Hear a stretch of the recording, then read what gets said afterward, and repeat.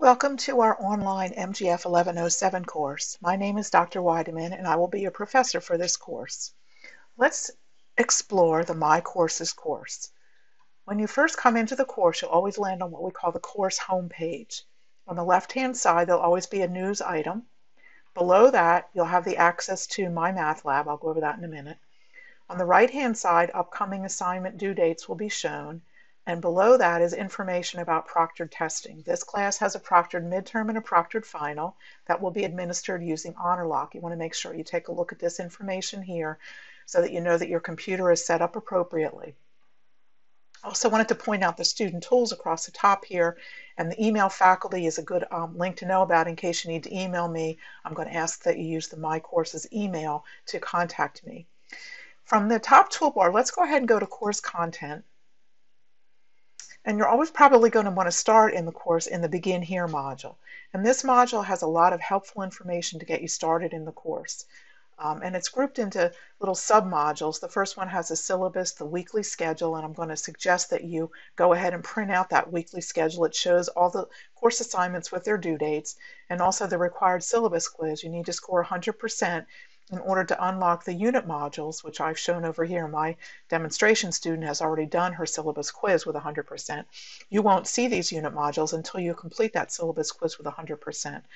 Some materials to help you get started. There's a checklist, the welcome message, the link to this video located here, MyMathLab materials. There's a link there that shows you how to get registered.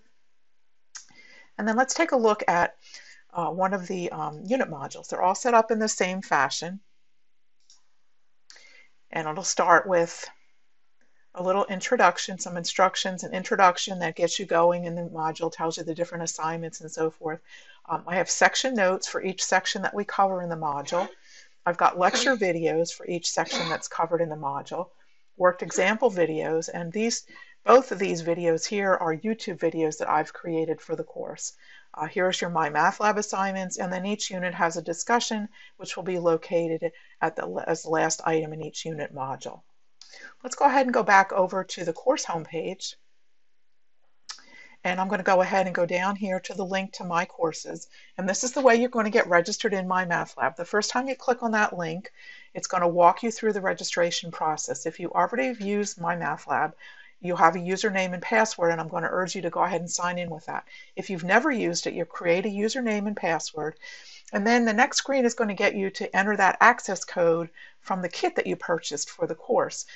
And if you haven't purchased the kit yet, you still can, somewhere on the lower side of the screen, there'll be an option to create a temporary account, which is good for 14 days.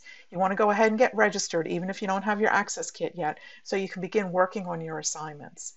Let's go ahead and go over to the MyMathLab course. This is what you'll see first when you come in, and you can adjust the calendar that shows here with this drop-down menu. And if we go ahead and look at the next month, you'll see that the due dates are going to be shown here on the calendar. So you'll have one assignment due on the 24th, two MyMathLab assignments due on the 31st. If we look at the left toolbar, the units of study are set up the same way as the units in My Courses. And then if we go back to the assignments, on the Assignments tab, these are the assignments for the course. For each unit, I've put in an assignment here. It's not required, but it gives you access to the textbook section and then any videos or interactive activities that are available for that section. The due dates are shown here. For this unit test, you'll see a little green flag, and that comes up and shows you that you have to get 60% on each of the associated homeworks in order to unlock the test. And I wanted to point out, I'm going to just pick a homework at random here. On the homework questions, you do have question help. And it's up here in the right-hand corner. And if you click on that, you've got Help Me Solve It, which will actually help you solve the exact problem shown to you. When you get finished going through those steps, it will regenerate a new problem for you. View an Example will solve a similar problem, but keep the original problem that you were presented with. This takes you to the textbook section. Here's where you can send me an email with a question about the problem, and then you could also print it if you'd like. And I wanted to go back over to the My Courses course just to reiterate again that this course does have a proctored midterm and a proctored final that we will be given using HonorLock.